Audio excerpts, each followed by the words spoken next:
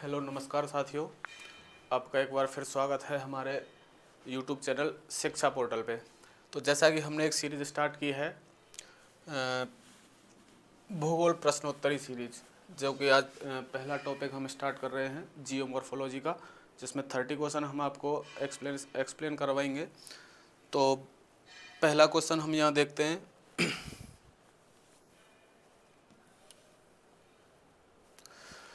पहला क्वेश्चन है आपका, आधार तल की संकल्पना यानी कि कंसेप्ट ऑफ बेस लेवल का प्रतिपादन किसने किया था? चार ऑप्शन दिए हुए हैं। जे ग्रीनवुड है, लुई अगासिज है, मेजर पॉवेल है और डब्ल्यू एम डेविस है। यानी कि बेस लेवल संकल्पना किसने दी है? हमको बताना है बेस लेवल संकल्पना, आधार तल संकल्पना।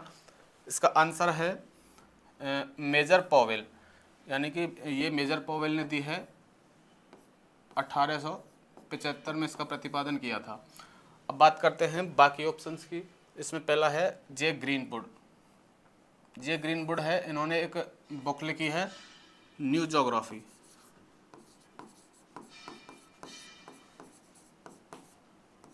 इनकी एक बुक आपको याद रखनी है, न्यू ज्योग्राफी। दूसरा ऑप्शन है आपका लुई अगासिज। लुई अगासिज की अगर बात करें, इन्होंने हिम विज्ञान में अपना योगदान दिया है।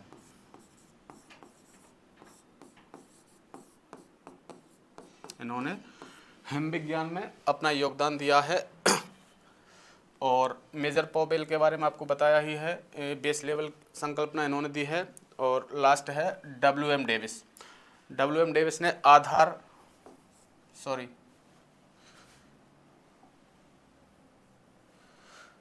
डब्ल्यू एम डेविस ने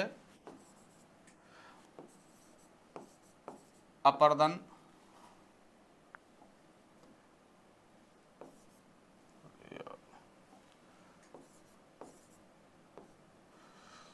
सॉरी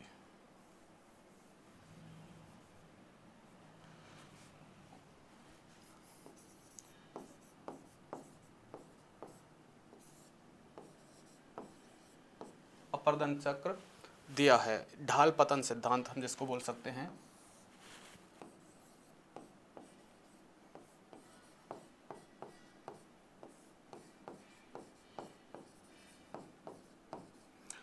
ढाल पतन सिद्धांत का प्रतिपादन किया है डब्ल्यू एम डेविस ने। तो हमें ये इनके बारे में चीज़ें याद रखनी हैं। जे ग्रीनवुड, हिम विज्ञान, लुई अगासिज ने इसके बारे में हमें जानकारी दी है। मेजर पॉवेल ने आपकी बेस लेवल दिया है। बेस लेवल क्या होता है, देखो एक बार बता देता हूँ। आधार तल,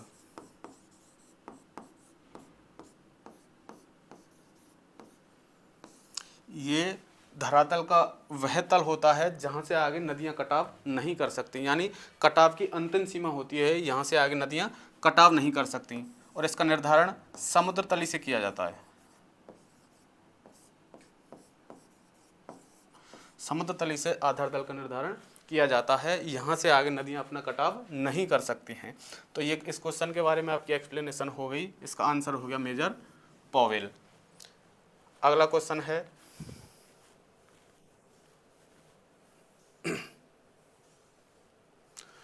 किस विद्वान ने एक रूपतावाद सिद्धांत को परिमार्जित करके वैज्ञानिक रूप प्रदान किया?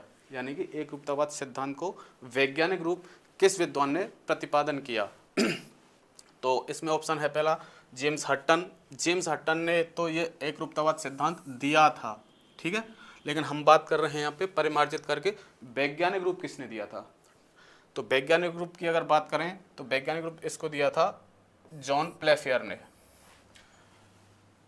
एक रूपतावाद सिद्धांत का प्रतिपादन जेम्स हट्टन, और इसको वैज्ञानिक रूप दिया था जॉन प्लेफेयर। ये हट्टन के दोनों मित्र ही थे, चार्ल्स लियल और जॉन प्लेफेयर, ठीक है। हट्टन की एक रूपतावाद क्या है, एक रूपतावाद क्या है, तो इसमें इन्होंने इनकी दो चार लाइन हैं, वो आपको याद रखनी है। एक रूपतावाद के बारे में बता देता हूँ कि जो भूआकृतिक प्रक्रम, जो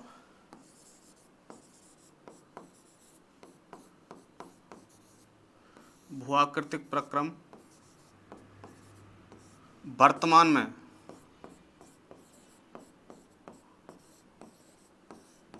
कार्यरत हैं,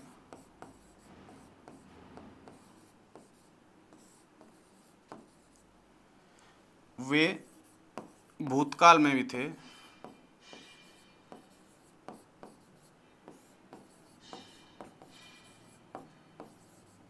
लेकिन इनकी सक्रियता में अंतर है। लेकिन इनकी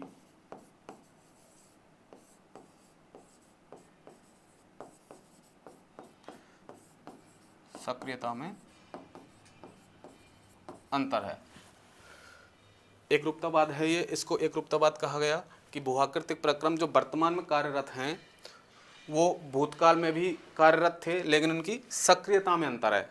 ठीक है, यानी कि पहले जिस तीव्रता से या जिस स्पीड से काम करते थे उस स्पीड से शायद आज ना कर रहे हों। तो ये है आपका एकरूपतावाद। इसके अलावा एक दो और लाइन है इनकी, न आदि का पता है न अंत की कोई आशा, ये भी जेम्स हट्टन की है। न आदि का पता है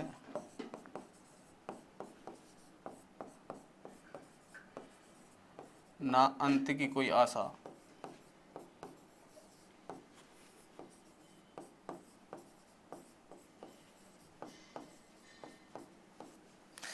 ये लाइन है जो कि हट्टन को लेकर पूछी जाती हैं। ठीक है, तो इस क्वेश्चन का आंसर है जॉन प्लेफेयर। नेक्स्ट क्वेश्चन की तरफ चलते हैं।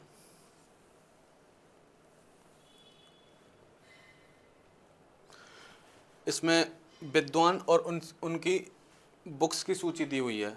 तो पहली बुक है principle of physical geography, introduction to physical geography, principle of geology Charles, ये शायद टाइपिंग मिस्टेक है, और तीसरी है an outline of geomorphology, geomorphology.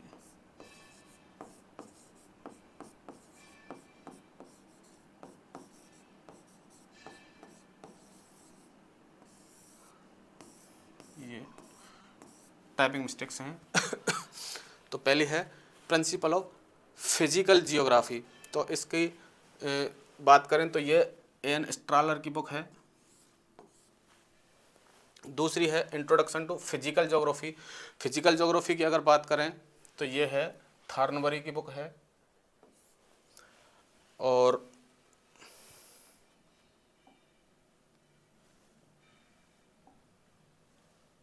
Colours,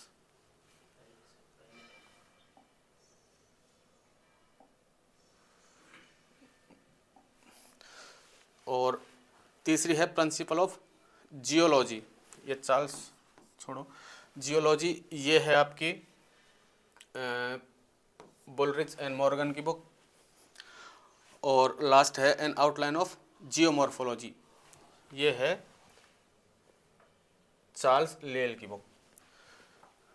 देखिए चारों का किस में मिलान हो रहा है, यानी कि प्रिंसिपल ऑफ फिजिकल ज्योग्राफी हमने मानी किसकी, स्ट्रालर की, तो दो ऑप्शन में आ रहा है। और इंट्रोडक्शन टू फिजिकल ज्योग्राफी थॉर्नबरी की मानी है, तो ये इस चार में सी ऑप्शन में आ रहा है, तो इसका आंसर हो जाएगा सी। नेक्स्ट लेवल पे चलते हैं, नेक्स्ट क्वेश्चन पे। ये भी एक मिलान वाला ही क्वेश्चन है। इधर बुक्स की सूची है और इधर विद्वानों के नाम दिए हुए हैं।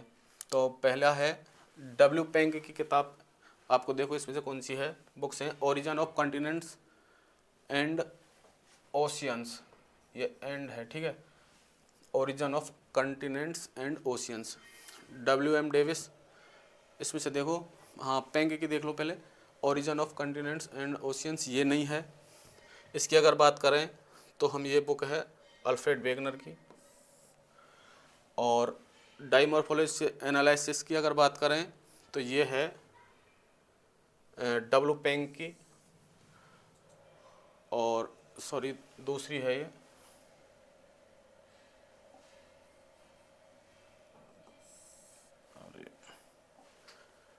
हाँ वेगनर की थी, ये पेंग की है ये। और तीसरी है W.M. डेविस की अगर बात करें तो ये है फिजिकल ज्योग्राफी। और ए पेंग की अगर बात करें तो बची कौन सी, मॉर्फोलॉजी डर एडोवर क्लेस्ट।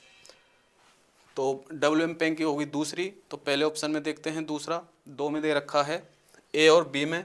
दूसरी अगर बात करें डब्ल्यू एम डेविस की तो वो है 4। तो ये ऑप्शन हो गया आपका पहला, पहले ही ऑप्शन में निकल रहा है 2 4 1 3, 2 4 1 3। ठीक है, नेक्स्ट क्वेश्चन की तरफ चलते हैं।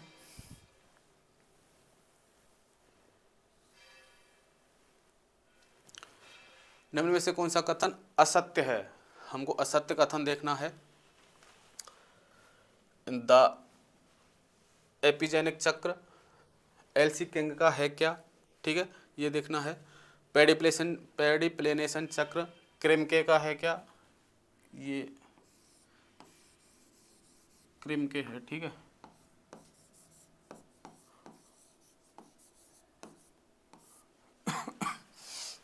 दूसरा है ज्योग्राफिकल चक्र, ये डेविस का ही है। जियोमॉर्फोलॉजिकल चक्र डब्ल्यू एम पेंग। तो इसमें अब देखो कौन सा हमको गलत लग रहा है। जब ये जो एपिजेनिक चक्र है ये किंग का ही है। पेडिप्लेनेशन चक्र ये क्रिमके का नहीं है, ये किंग का ही है। पेडिप्लेनेशन चक्र भी किंग ने ही दिया था। ज्योग्राफिकल चक्र की अगर बात करें डब्ल्यू एम डेविस का ही है। मॉर्फोलॉजिकल एक ही है, ठीक है, ये डब्ल्यू एम पेंक का ही है। तो इसका आंसर हो जाएगा आपका बी, पेडिप्लेनेशन चक्र, सॉरी बी नहीं ए, एलसी किंग, अरे बी ही है यार,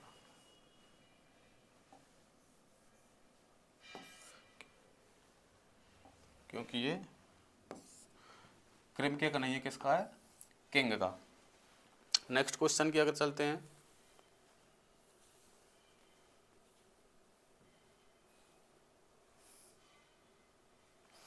भूआकृतियों के विकास में सरलता की अपेक्षा जटिलताएं अधिक होती हैं, यह कथन है। यानी कि भूआकृतियों के विकास में सरलता की अपेक्षा जटिलताएं अधिक हैं, यह कथन किसका है।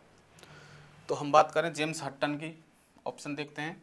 तो जेम्स हट्टन के बारे में अभी हमने 2-3 लाइन बताई थी कि ना आदि का पता है ना अंति कोई आशा, वर्तमान भूत की कुंजी है, और जो भूआकृति प्रक्रम आज देखने को हमको मिलते हैं वो पहले भी कार्यरत थे, लेकिन उनमें उनकी सक्रियता में अंतर था, ठीक है।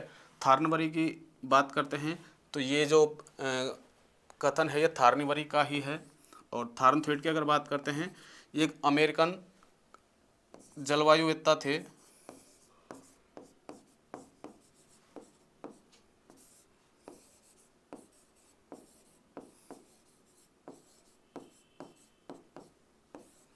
और इन्होंने 1936 में विश्व जलवायु का वर्गीकरण किया था।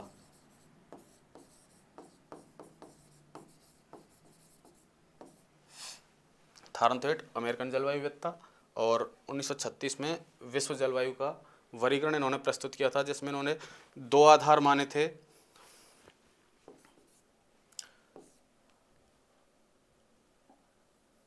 तापीय दक्षता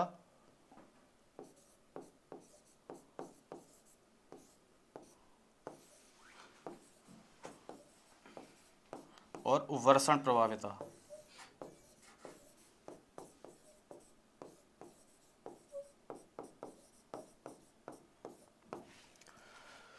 तो ये थार्नथ्वेट के बारे में जानकारी है, तो इसका आंसर हमको मिला थार्नबरी। नेक्स्ट चलते हैं।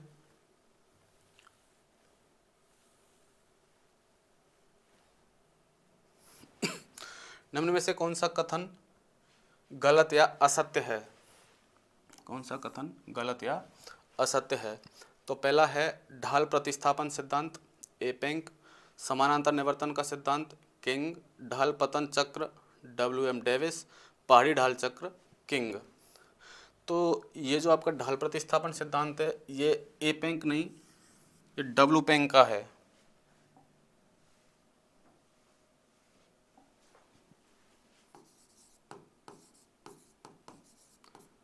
यानी कि ये वोल्थरपेंक है और ये अल्बर्टपेंक है।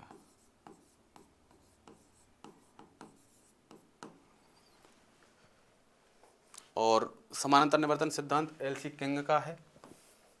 ढाल पतन चक्र W.M. डेविस का है और पहाड़ी ढाल चक्र एल.सी. किंग का है। तो इसका आंसर हो गया आपका ए। अल्बर्टपेंक ना होकर वॉल्थरपेंक है। ये दोनों अल्बर्टपेंक और वॉल्थरपेंक दोनों फादर और सन ही हैं। तो नेक्स्ट क्वेश्चन पे चलते हैं।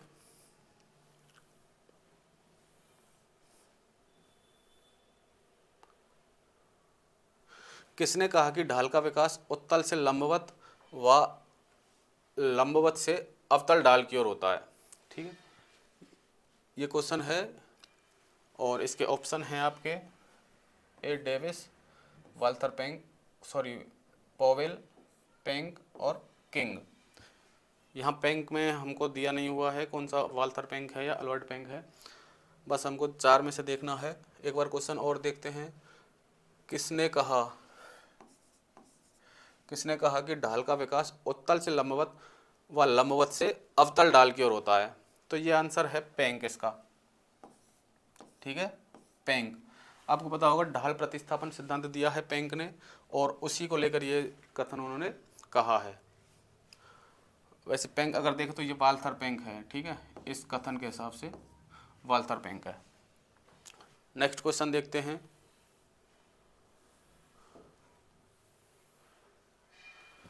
निम्न में से किस चक्र या संकल्पना का प्रतिपादन डेविस ने किया था? ठीक है, अभी मैंने लास्ट क्वेश्चन में बताया भी था कि डेविस ने किस चक्र का प्रतिपादन किया था। तो आपके ऑप्शन में है पहाड़ी ढाल चक्र है, सरिता जीवन पूर्ण चक्र है, स्थलाकृतिक चक्र है और क्रायोप्लेनेशन चक्र है। यह है क्रायोप्लेनेशन चक्र है। तो पहाड़ी ढाल चक्र किंग ने दिया है, लास्ट क्वेश्चन में भी था ये। सरिता जीवन पूर्ण चक्र है, ये डेविस का है। और स्थलाकृतिक चक्र है, ये भी डेविस का है। और क्रायोप्लेनेशन चक्र ये पेल्टियर का है।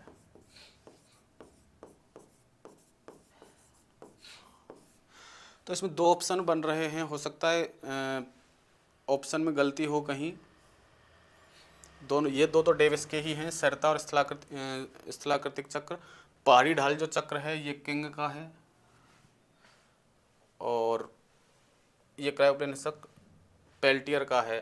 तो ये ऑप्शन में गलती हो सकती है। 2 ऑप्शन दे रखे हैं, ए और डी, इनमें से कोई भी एक हो सकता है।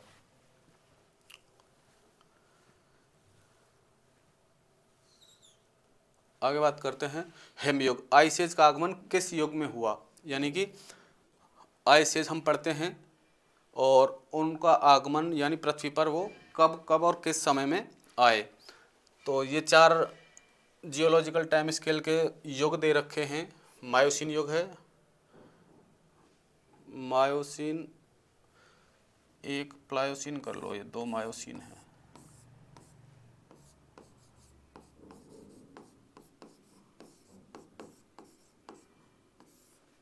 ठीक है, मायोसीन, प्लायोसीन, क्वार्टनरी और होलोसीन। तो इस युग की अगर बात करें हिमयुग की, तो वो आए थे प्लायोसीन हिमयुग में, यानी प्लायोसीन युग में आए थे आपके हिमयुग, आइस एज। अब आइस एज भी हम 2 प्रकार से पढ़ते हैं, एक तो उत्तरी अमेरिका के और एक पढ़ते हैं यूरोप के।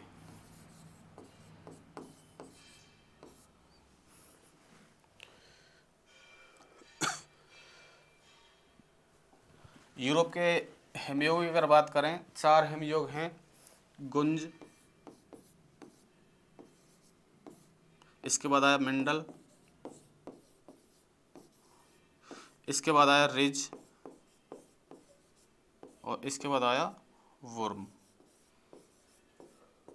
इनका क्रम पूछा जाता है कि यूरोप के आइस एज का क्रम क्या है या इनमें से कौन सा नहीं है। तो यूरोप के आइस एज हैं गुंज, मिंडल, रिज और वुर्म। और उत्तरी अमेरिका की अगर बात करें, उत्तरी अमेरिका में भी 4 ही हिमयोग आए हैं। और उनकी अगर बात करें, नेब्रास्कन,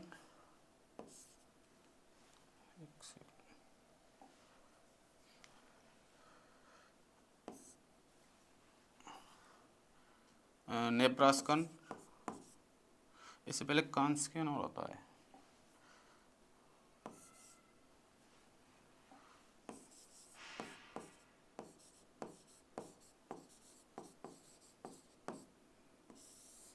नेब्रास्कन,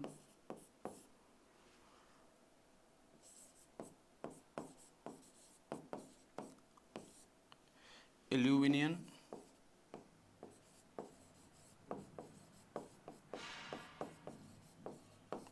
और विस्कॉन्सिन।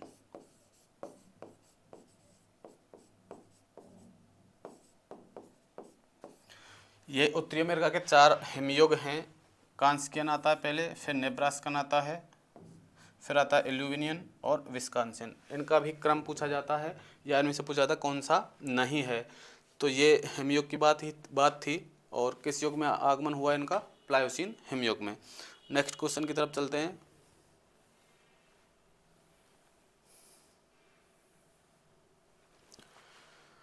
प्राइमरम्फ शब्द का प्रयोग किसने किया? प्राइमरम्फ शब्द का प्रयोग किसने किया? W Penck, LC King, W M Davis और एम पॉवेल। तो प्राइमरम्फ शब्द की अगर बात करें तो इसका अर्थ होता है एक असमतल स्थलाकृति।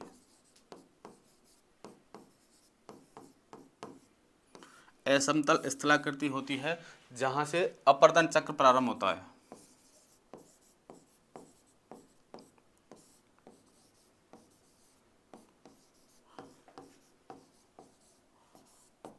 अपर्दन चक्र प्रारंभ होता है और इसका प्रयोग किया डब्ल्यू पेंक ने। इसके साथ साथ इसके एक दो शब्द और हैं। प्राइमरम्फ हो गया, एक है एंडरम्फ,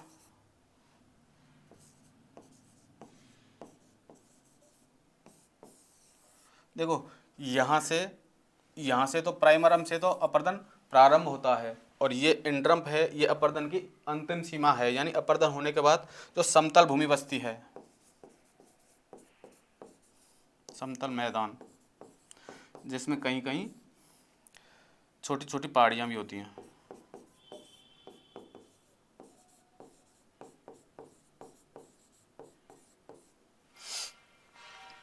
प्राइमरम्फ, एंडरम्फ और एक था इनका इंटिवक्लुम।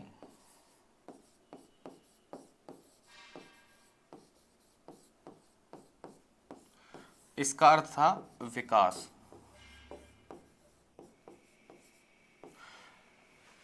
तीन शब्द हैं, प्राइमरम्फ, एंडरम्फ और इंटिवक्लुम।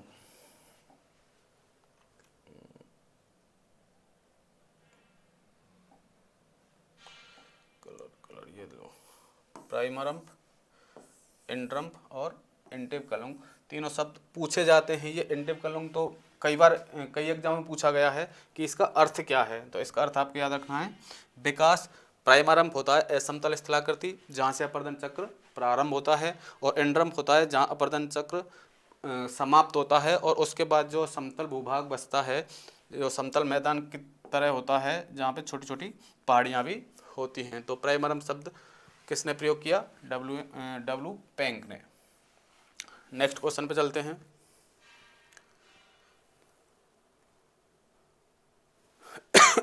Sorry,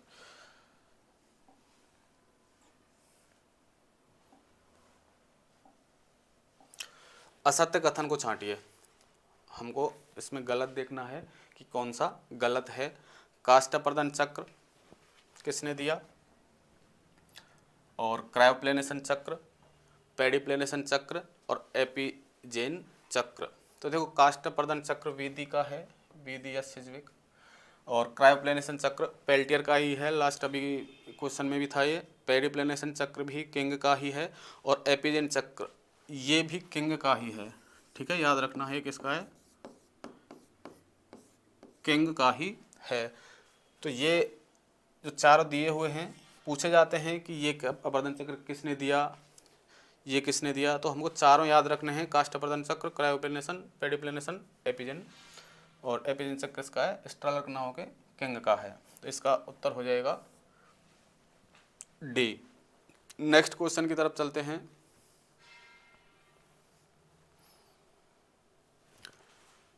the theory of the earth with proof and illustration book के रचनाकार कौन है।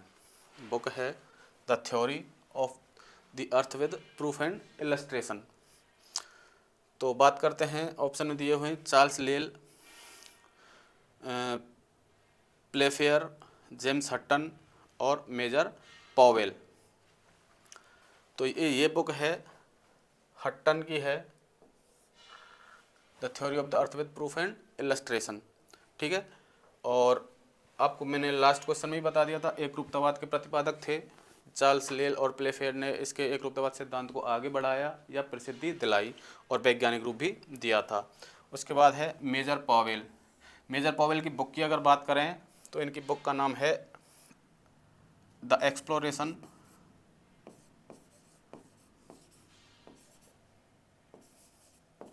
एक्सप्लोरेशन ऑफ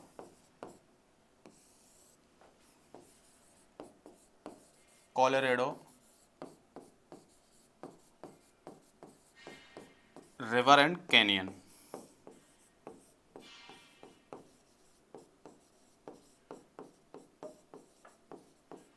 ठीक है। तो चार्ल्स लेल, प्लेफेयर और हट्टन के बारे में बात कर चुके हैं। और पॉवेल की अगर बात करें, इनका क्वेश्चन भी आया हुआ है, आधार तल या बेस लेवल किसने दिया था, और इनकी ये बुक है exploration of Colorado river and canyon. तो इसका आंसर हो जाएगा जेम्स हट्टन। अगले क्वेश्चन की तरफ चलते हैं। निम्न में से कौन सा कथन सत्य है, हमको देखना है इसमें सत्य कौन सा है। तो इसमें सिद्धांत दिए हुए हैं कुछ, महाद्वीपीय विस्थापन सिद्धांत, महाद्वीपों का क्षैतिज विस्तारण, महाद्वीपीय क्षैतिज विस्तारण है ये, क्षैतिज स्थानांतरण सिद्धांत, टेट्राहाइडल थ्योरी और प्लेट वर्तनिकी सिद्धांत। तो महाद्वीपीय विस्थापन सिद्धांत की अगर बात करें तो ये टेलर ने नहीं दिया था, वैगनर ने दिया था 1912 में। ठीक है। महाद्वीपीय विस्थापन सिद्धांत वैगनर ने दिया 1912 में। महाद्वीपीय क्षैतिज स्थानांतरण की अगर बात करें तो ये वैगनर टेलर का था, ये वैगनर का नहीं होगा, इसका था टेलर का था।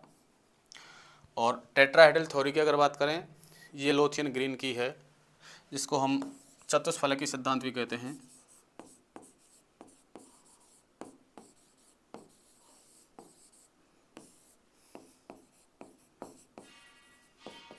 चतुष्फलकीय सिद्धांत।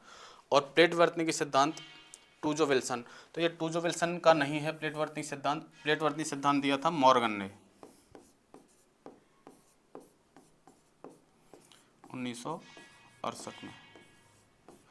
और टूजो विल्सन ने प्लेट शब्द दिया था।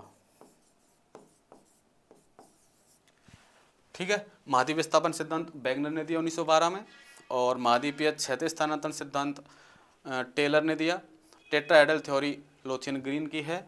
और प्लेट वर्तनी की सिद्धांत टूजो विल्सन का है। तो हमने इसमें आंसर पूछा है सत्य कौन सा है, तो 3 असत्य थे और सत्य हुआ टेट्राहाइडल थ्योरी, यानी कि ऑप्शन सी। नेक्स्ट क्वेश्चन की तरफ चलते हैं।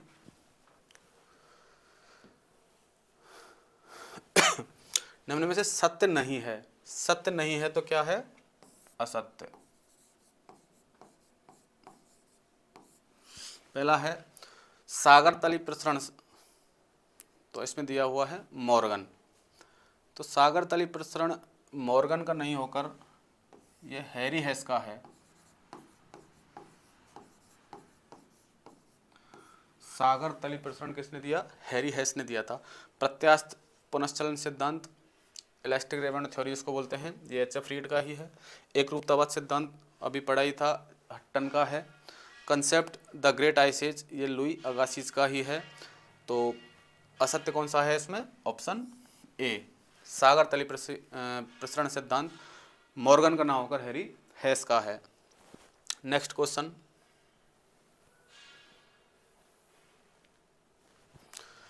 असत्य कथन है, यानी कि इनमें से गलत कौन सा है। ये बुक्स हैं, हाँ बुक्स हैं, और इधर विद्वानों के नाम हैं, भूगोलवेत्ताओं के। तो पहला है जियोमॉर्फोलॉजी, रिस्थोपेन। तो जियोमॉर्फोलॉजी बुक रिस्थोपेन की ही है। ये जर्मन विद्वान हैं और इन्होंने चीन के लोएस प्रांत पर अध्ययन किया और उसके जमाव के बारे में जानकारी दी, लोएस जमाव के बारे में। दूसरा है essays in geomorphology, essays in geomorphology Dury की ही बुक है। अगली है the earth its origin and history. तो ये जे जॉली की नहीं है, जेफरीज की है।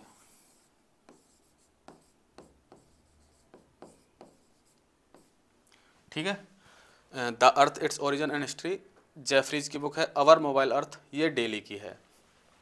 तो इसमें गलत हो गया ऑप्शन आपका सी, जियोमॉर्फोलॉजी रिस्थोपेन, एसेज इन जियोमॉर्फोलॉजी ड्यूरी है, और the earth its origin and history Jeffreys की है। और जेफरीज को ने एक सिद्धांत दिया था, तापीय संकुचन सिद्धांत।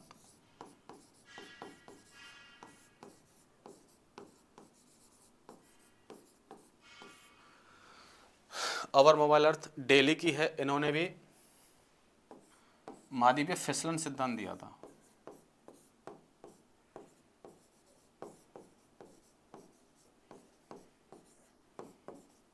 ये कुछ सिद्धांत हैं जो आपको याद रखने हैं और हर परीक्षा में इनमें से एक नया क्वेश्चन जरूर पूछा जाता है। तो इसका आंसर हो गया option C. Next question,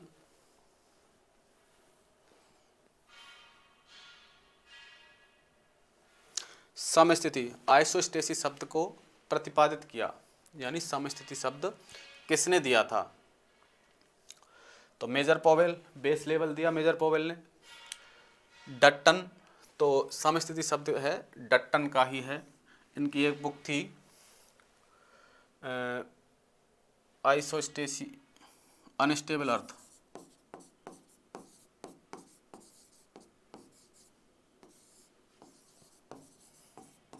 unstable अर्थ, इसमें इन्होंने इस शब्द को दिया था, समस्थिति शब्द को। प्राट और डाना, ये तो समस्थिति की अगर बात करें तो ये होती क्या है, यानी कि हमारी पृथ्वी पर जितनी भी भूआकृति हैं, पर्वत, पठार, मैदान, ये पर्वत ऊंचे हैं, मैदान उनसे नीचे हैं, और पठार थोड़े उनसे ऊंचे हैं। तो ये ऊंचे नीचे होने के बावजूद भी पृथ्वी समस्थिति यानी कि स्थिर कैसे टिकी हुई है। एक डायग्राम के थ्रू देखते हैं, देखो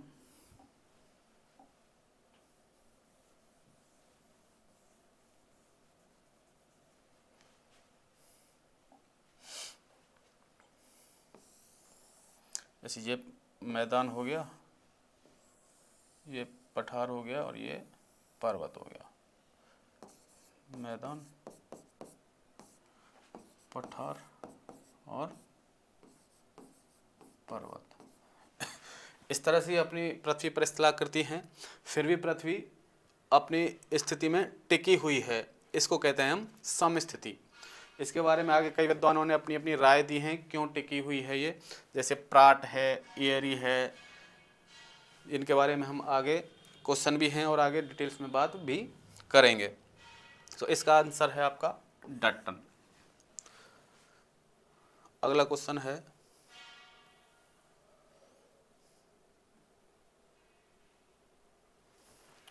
सूची है और ये कुछ सिद्धांत हैं। तो पहला है हैरी हेस। तो हैरी हेस ने, अभी आप पिछले क्वेश्चन में था, हैरी हेस ने समुद्री सतह फैलाव सिद्धांत दिया है, सागर तली फैलाव सिद्धांत। तो इसमें पहला है हैरी हेस का, हो गया ये चौथा। तो चौथे में दो हैं और देखते हैं आगे। हॉल एवं डाना हॉल एवं डाना का है भू अवनति सिद्धांत। तो दूसरे में हो गया 3। और अगला है जेफरीज। जेफरीज का मैंने अभी बताया था, तापीय संकुचन सिद्धांत है 2। और डट्टन का है एक रूपतावाद सिद्धांत, हट्टन, सॉरी डट्टन नहीं हट्टन। तो इसमें 4, 3 और जेफरीज का कौन सा है 2, 4, 3, 2 वाला ऑप्शन है आपका ये, ठीक है। यानी हैरी एस ने दिया समुद्री सतह फैलाव सिद्धांत आपका, और हॉल एवं डाना ने दिया था भूअभिनति सिद्धांत, और जेफरीज की अगर बात करें इन्होंने दिया था तापीय संकुचन सिद्धांत, और हट्टन का है एक रूपतावाद सिद्धांत। एक रूपतावाद सिद्धांत के बारे में भी आपको बता चुका हूँ। नेक्स्ट क्वेश्चन की बात करते हैं।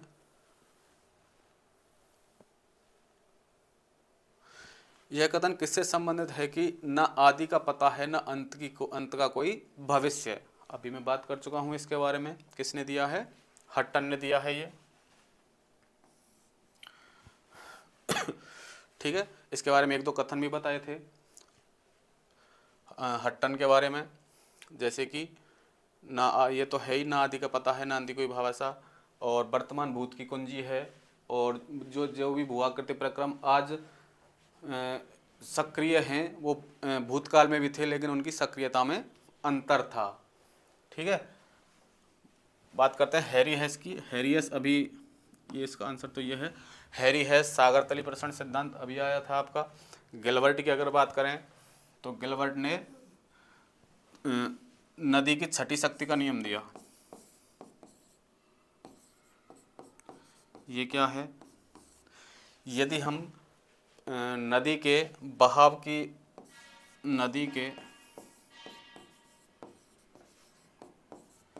बहाव में वृद्धि करें, यानी तीव्र करें बहाव को, तो इसकी अपरदन शक्ति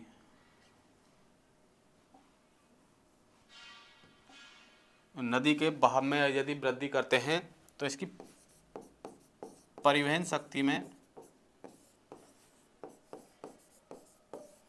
64 गुना परिवर्तन होता है, ठीक है। ये इसकी छठी शक्ति है, यानी नदी के बहाव में हम वृद्धि करते हैं तो उसकी परिवहन शक्ति में 64 गुना वृद्धि हो जाएगी, ठीक है। और डट्टन का आइसोस्टेसी था ये भी, तो इसका आंसर है आपका जेम्स हट्टन। अगला क्वेश्चन है, निम्न में से कौन सी क्रियाविधि अपसारी प्लेट सीमाओं के सहारे नहीं घटित होती है, ठीक है। प्लेट सीमाओं के सहारे, अब देखो प्लेट सीमाएं 3 प्रकार की होती हैं, अपसारी,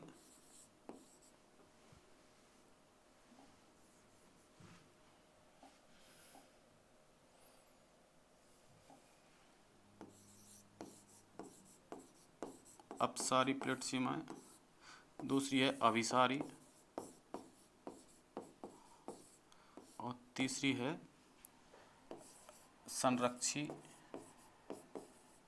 प्लेट सीमा, ठीक है। 1, 2 और 3।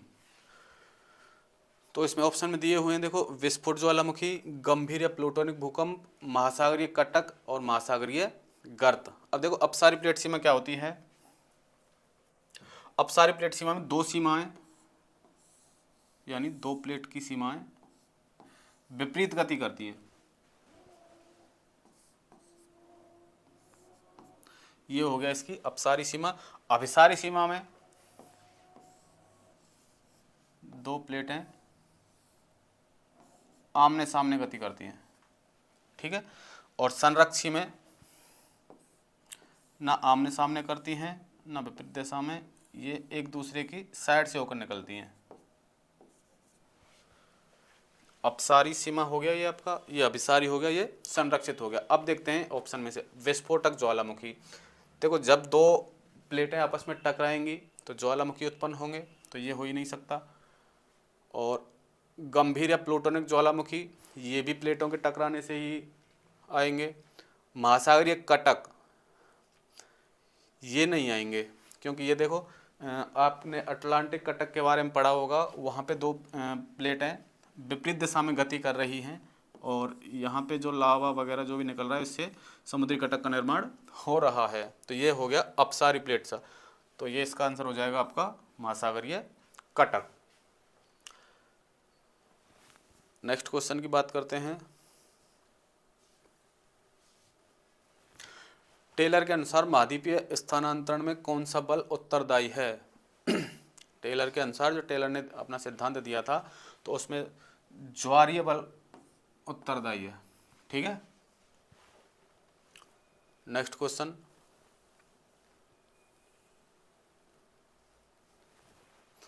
ढाल पतन, ये बाल पतन नहीं, क्या है? ढाल पतन मॉडल के प्रस्तावक थे। तो देखो, पैंक ने दिया था ढाल प्रतिस्थापन।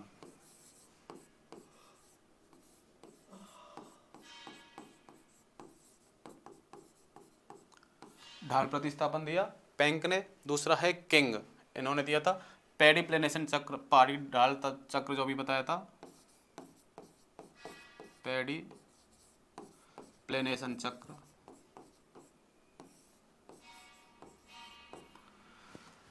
और डेविस ने दिया था आपका ढाल पतन। वुड के बारे में मैंने आपको एक बुक अभी बताई थी, न्यू ज्योग्राफी। तो ढाल पतन सिद्धांत किसने दिया? WM डेविस ने। Next question.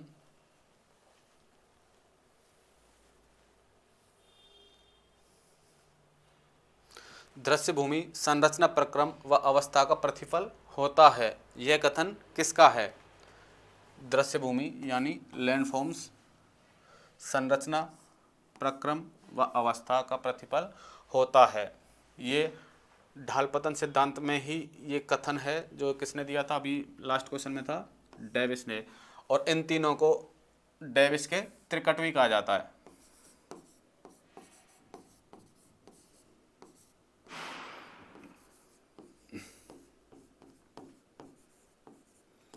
डेविस के त्रिकट कौन कौन से हैं? संरचना, प्रक्रम और अवस्था, यानी इनसे होकर ही अपर्दन चक्र निकलता है। तो इसका आंसर हो गया डेविस।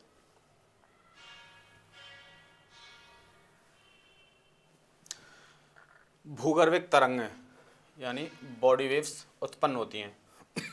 भूकंपीय तरंगें हैं, भूगर्भिक तरंगें। तो कहाँ से उत्पन्न होती हैं ये? देखो, ये अवकेंद्र यानी कि हाइपोसेंटर, अधिकेंद्र एपिसेंटर, और पृथ्वी के क्रोध क्षेत्र से या कोरमेंटल सीमा से। तो अवकेंद्र का मतलब है फोकस, इसको हम फोकस भी कह सकते हैं,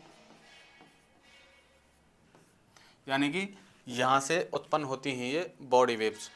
और अधिकेंद्र है, देखो एक डायग्राम से समझ सकते हैं, ये पृथ्वी है, और जैसे मान के चलो यहाँ से भूकंप उत्पन्न हुआ, ठीक है, इसको हम कहेंगे फोकस। फोकस या हाइपोसेंटर कह लो या अवकेंद्र कह लो। यहाँ से तरंगें चलती हैं धरातल की तरफ, और जहाँ पर जाके सबसे पहले तरंगें महसूस की जाती हैं उस जगह को कहते हैं अधिकेंद्र या एपिसेंटर। पृथ्वी की जिस जगह पर सबसे पहले तरंगें महसूस की जाती हैं वो क्षेत्र होता है आपका एपिसेंटर, और जहाँ उत्पन्न होती हैं वो होता है फोकस या अवकेंद्र, इसको हाइपोसेंटर भी कह सकते हैं। और ये फोकस और एपिसेंटर होता है, ये इसके 90 डिग्री पर होता है। कई बार पूछा हुआ क्वेश्चन है कि फोकस एपिसेंटर के कितने डिग्री पर है स्थित, तो 90 डिग्री पर स्थित है। तो इसका आंसर हो गया कौन सा? अधिकेंद्र, सॉरी अवकेंद्र। Next question.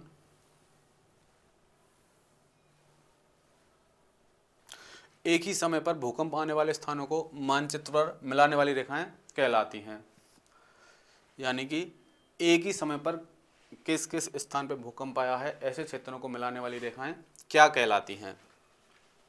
तो देखो, पहला है आइसोसिस्मल, होमोसिस्मल, हेलोक्लाइन और थर्मोक्लाइन। तो देखो, एक ही समय पर भूकंप आने वाले स्थानों को मिलाने वाली रेखा को तो कहते हैं आइसोसिस्मल, ठीक है। लेकिन होमोसिस्मल है, ये समान तीव्रता वाले स्थानों को मिलाने वाली रेखाएं हैं, ठीक है। ये तो एक साथ आने वाले स्थान हैं भूकंप के, और ये समान तीव्रता वाले स्थान, यानी भूकंप की तीव्रता किन किन स्थानों पर समान है।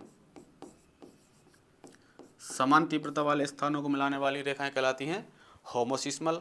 दूसरा है हेलोक्लाइन। देखो समुद्री जल में एक ऐसी परत पाई जाती है जहाँ से गहराई की तरफ जाने पर, समुद्री जल में एक परत होती है जहाँ से समुद्र की गहराई में जाने पर इसकी लवणता में तीव्रता से वृद्धि होती है। किसमें? लवणता में तीव्रता से वृद्धि, उसे कहते हैं हम हेलोक्लाइन। और थर्मोक्लाइन, इसमें समुद्री जल में एक ऐसी सतह होती है जहाँ से गहराई में जाने पर तापमान में तीव्रता से कमी पाई जाती है, तापमान में तीव्रता से कमी।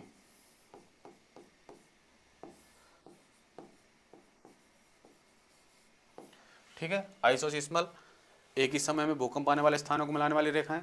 होमोसिस्मल, समान तीव्रता वाले स्थानों को मिलाने वाली रेखाएं। और हेलोक्लाइन, लवणता में तीव्रता से वृद्धि है यहाँ, ठीक है। और थर्मोक्लाइन, तापमान में तीव्रता से कमी आती है समुद्री जल के में। तो इसका आंसर है आपका आइसोसिस्मल। नेक्स्ट क्वेश्चन है, भूकंप की तीव्रता या गहनता को मापते हैं, यानी कि भूकंप की तीव्रता का मापन किसके द्वारा यानी किस स्केल से हम करते हैं। तो पहला है इसमें Richter scale, Mercalli scale, seismograph और सीस्मोलॉजी। देखो रिएक्टर स्केल है, इसी के द्वारा हम भूकंप की तीव्रता का मापन करते हैं और इसमें 0 से 10 तक यूनिट होती हैं। रिक्टर स्केल, रिचर्ड रिएक्टर ने इसको बनाया था, इसका आविष्कार किया था।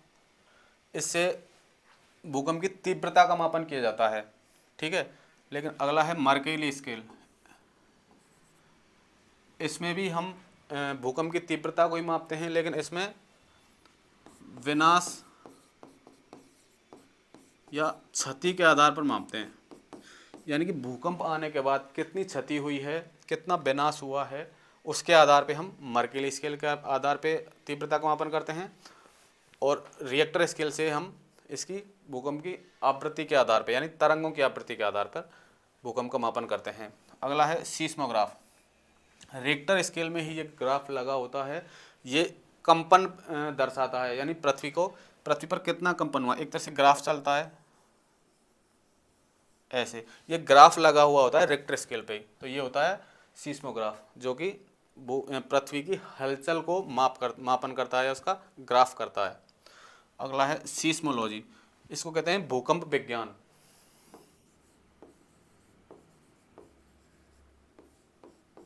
भूकंप विज्ञान यानी कि भूकंप के बारे में इस विज्ञान में हम अध्ययन करते हैं, ठीक है। अगला क्वेश्चन है,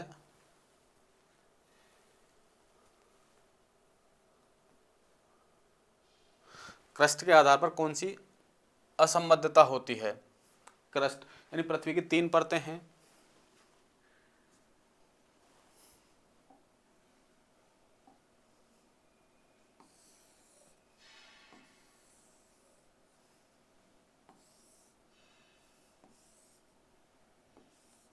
क्रस्ट,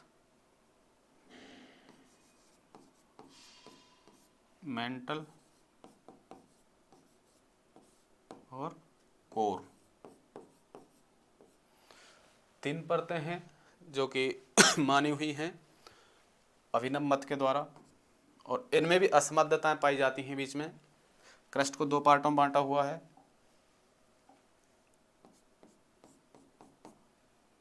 मेंटल को भी 2 पार्टों में बांटा हुआ है, और कोर को भी 2 पार्टों में बांटा हुआ है। इनकी असंबद्धताओं की अगर हम बात करें देखो क्रस्ट में 2 असंबद्धता हैं, यानी ये अपर क्रस्ट हो गया, ये लोअर क्रस्ट हो गया। अपर क्रस्ट और लोअर क्रस्ट के बीच में है कॉनरोड असंबद्धता,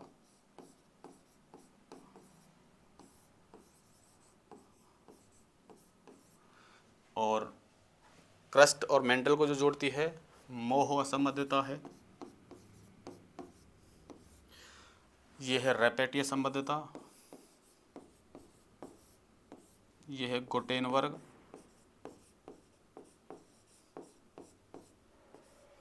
और ये है लेहमान असंबद्धता।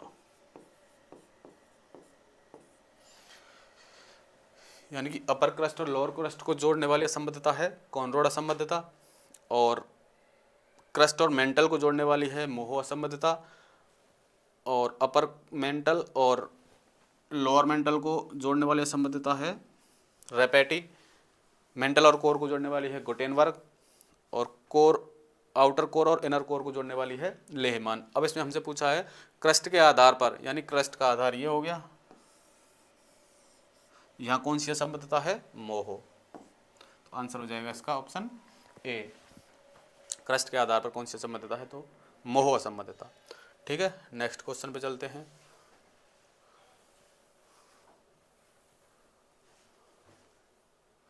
निम्न में से कौन सा मत एयरी का नहीं है।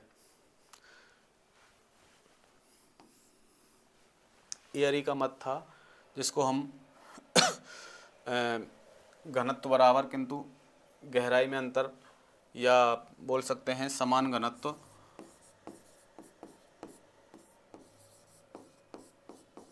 असमान गहराई।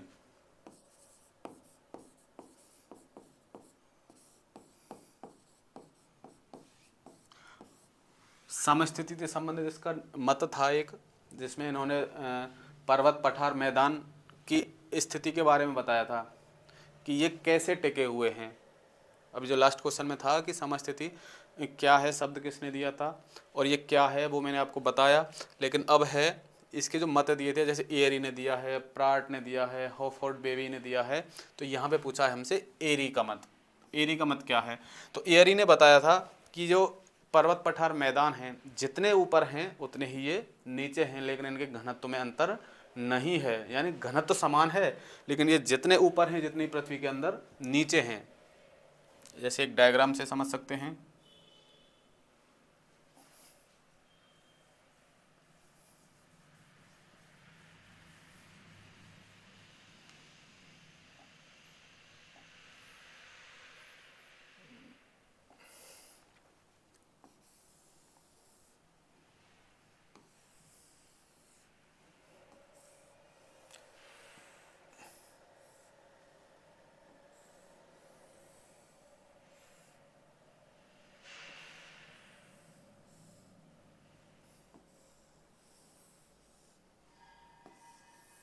ठीक है, ये हो गए आपके पर्वत,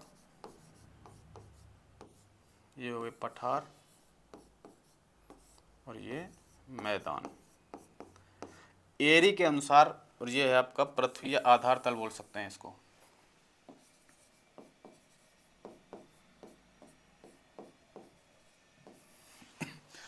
तो एरी ने ये बताया था इसका घनत्व तो सेम है, यानी हम घनत्व मान सकते हैं इसका 3, इसका भी 3 है, इसका भी 3 है, इसका भी 3 है, इसका भी 3 है, और इसका भी 3 है।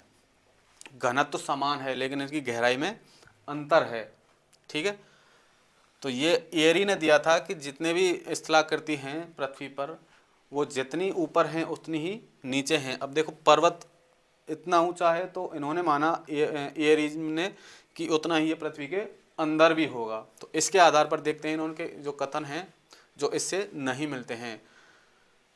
घनत्व बराबर किंतु गहराई में अंतर, तो देखो सभी का घनत्व बराबर है, पर्वत पठार हो या मैदान हो, घनत्व सबका सेम है 3, लेकिन गहराई में अंतर है, और तो गहराई में भी अंतर है।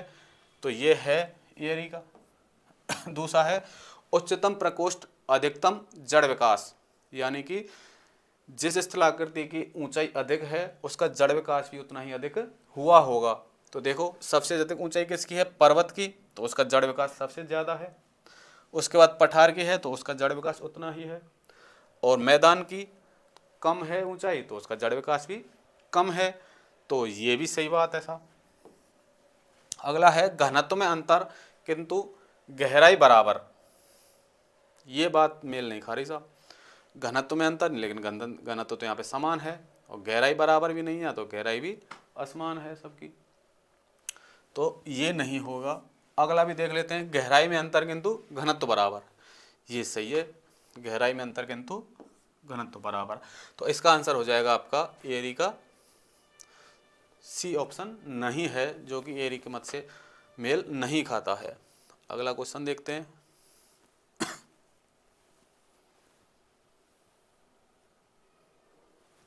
धरातलीय सतह पर स्थित वह क्षेत्र जो भूकंप मूल फोकस सेंटर से सबसे नज़दीक स्थित है। अभी मैंने लास्ट उसमें बताया भी था कि भूकंप मूल के 90 डिग्री पर कौन सा स्थान स्थित होता है, या कहाँ पर पृथ्वी की तल पर कहाँ पर सबसे पहले भूकंपीय तरंगों को महसूस किया जाता है। तो वो स्थान था आपका अधिकेंद्र, जैसे मैंने बनाकर भी बताया था। देखो ये भूकंप मूल हो गया, या मान लो फोकस या भूकंप मूल। अब यहाँ से सबसे पहले सतह पर यहाँ भूकंपीय तरंगें महसूस की जाएंगी। तो इस क्षेत्र, इस जगह को कहते हैं फोकस भूकंप मूल, या अवकेंद्र भी कहते हैं इसको। और जहाँ पे सबसे पहले महसूस की जाएंगी उसे एपिसेंटर कहते हैं, या इसको हम अधिकेंद्र भी कह सकते हैं।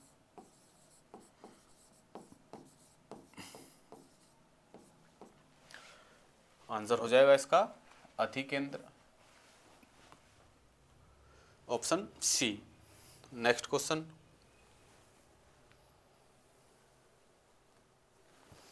प्लेट विवर्तने की शब्द का प्रयोग किसके द्वारा किया गया, यानी कि प्लेट विवर्तने की शब्द किसने दिया। ऑप्शन है टूजो Wilson, Morgan, Jason Morgan, Harry हेस और सी डट्टन। तो टूजो विल्सन ने दिया था प्लेट शब्द,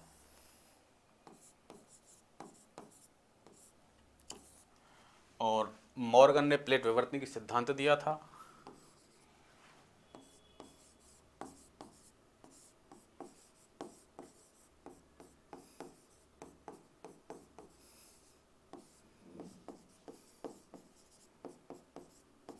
हैरी हेस ने सागर तल प्रसरण सिद्धांत दिया था। डट्टन ने समस्थिति दी है। तो हर के बारे में हमने जानकारी प्रोवाइड करवाई आपको। तो लास्ट क्वेश्चन था, तो इसका आंसर हो जाएगा आपका टूजो विल्सन। तो इस प्रकार हमारी 30 क्वेश्चन की सीरीज चलती रहेगी, आपको कक्षाएं मिलती रहेंगी। अभी मैं थोड़ा इसका फ्रेंडली नहीं हूँ, धीरे धीरे सीख जाऊँगा। तो इसमें क्या कैसे होता है वो चीज़ें थोड़ी अभी परेशान मुझे भी करेंगी और दिक्कत देंगी। तो धीरे धीरे इसके फ्रेंडली हम हो जाएंगे, और आपको इसी प्रकार क्लासें प्रोवाइड करवाते रहेंगे, जो आपको ज्योग्राफी से संबंधित सभी कक्षाओं में आपको उपयोगी सिद्ध होंगी। तो थैंक यू, नमस्कार।